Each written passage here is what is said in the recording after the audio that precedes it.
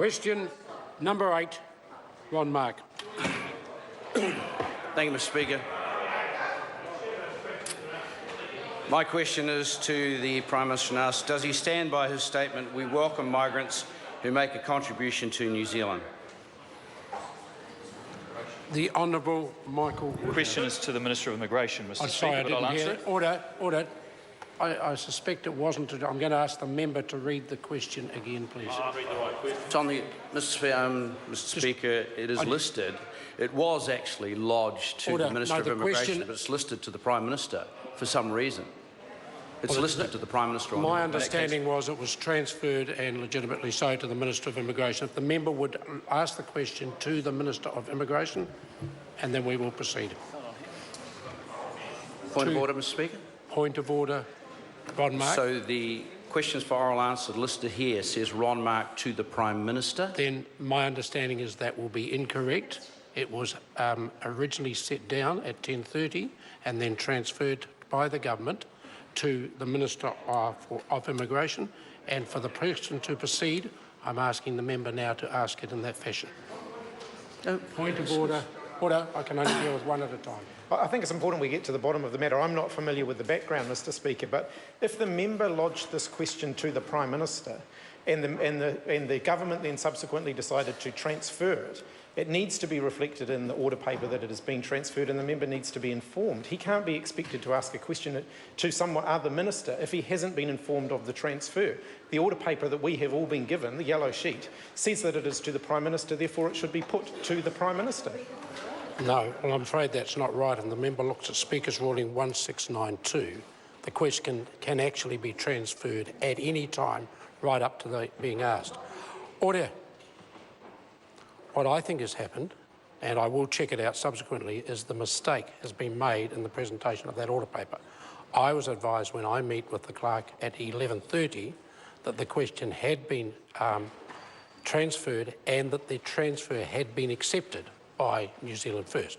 So the way forward is I'm going to ask the member to ask the question, as I understand it, to the Minister of Immigration. I will, for the sake of Mr Hipkins, check later as to how this mistake may have happened. Ron Mark, question number 8. Thank you, Mr. Speaker. To the Minister of Immigration, does he stand by the Prime Minister's statement, quote, "We welcome migrants who can make a contribution to New Zealand," end of quote? Mr. Speaker. The Honourable Michael Woodhouse. Yes, I stand by the full statement of that speech, which was, quote, "We welcome migrants who can make a contribution to New Zealand, and we value the benefit and opportunities that free trade agreements can deliver. I back our farmers, our manufacturers, our ICT companies, and in fact all our exporters to succeed. Our view of New Zealand is a positive, confident country that is well connected with the rest of the world, including our neighbours in the Asia-Pacific region," end quote. Supplementary. Order. Supplementary question, Ron Mark. Thank you, Mr. Speaker. To the Minister, how can he stand by such a statement when MB briefing documents raise concerns about the number of low-skilled migrant workers at a time when there are more and more unskilled foreign students working here? The Honourable Michael Woodhouse. Well, Mr. Speaker, the international education industry is now our second largest service export earner. It generates about $3 billion, I think, and employs nearly 30,000 people directly or indirectly.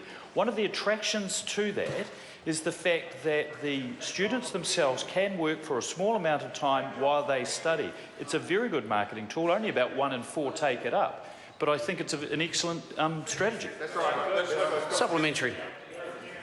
Supplementary question, Ron Mark. Thank you, Speaker. How does he think it is fair or even sensible that almost 67,000 foreign students with no work skills are allowed to work in this country, while over 70,000 young Kiwis can't get a job? Mr. Speaker. The Honourable Michael Woodhouse. Well, Mr. Speaker, I don't accept that international students have no work skills any more than domestic students have no work skills. All students from time to time work part-time to augment their income in hospitality and tourism industries, in horticulture and so on. As far as young unemployed New Zealanders are concerned, there are definitely challenges in getting them into work, but the Minister of Social Development, the Minister of Employment and I are working together to ensure that Kiwis are at the front of the queue and that immigration policy is at the end of the pipeline. Supplementary. Mr. Speaker. Supplementary question, Ron Mark. To the Minister, does he agree with the Minister of Finance that, quote, the inflow of migrants is driven by students, and go on to say, which requires high levels of skill to grow? If so, how does he reconcile that statement with the fact that the majority of international students are not actually in universities but in polytechnics? You've driven the audience out. The Honourable Michael Woodhouse. Mr. Speaker, I haven't seen the quote the member is referring to, but what I do know is that the migration trend is driven by international students, it's driven by working holiday makers, it's driven by skilled workers that we need to help things like the rebuild of Canterbury, it's driven by our REC policies, which are helping with harvest in one of the fastest growing industries in this country. It's a demand-driven immigration policy, and higher migration is a sign of success, not failure. Supplementary, Speaker. Supplementary question, Ron Mark. Thank you, sir. To the Minister, why, when Treasury and MB are concerned, and expressing that concern in written reports, about the number of low-skilled migrants, and when the OECD has described the inflow as, quote, unmanaged, end of quote, won't this government change its policy settings on migration? Mr. Speaker. Order. The Honourable Michael Woodhouse. In respect to the second part of the question, the answer is no. I believe we have the policy settings right to respond to demand in a growing economy. As far as the lower skilled worker trend is concerned, there is a very high labour need in many of those industries, and if that member wants to go into the Western Bay of Plenty, into Nelson Marlborough, into those places and say they would stop migration, good luck. Order. There's just no point in carrying on with an answer when the member doesn't want to listen to the answer. Question number 9.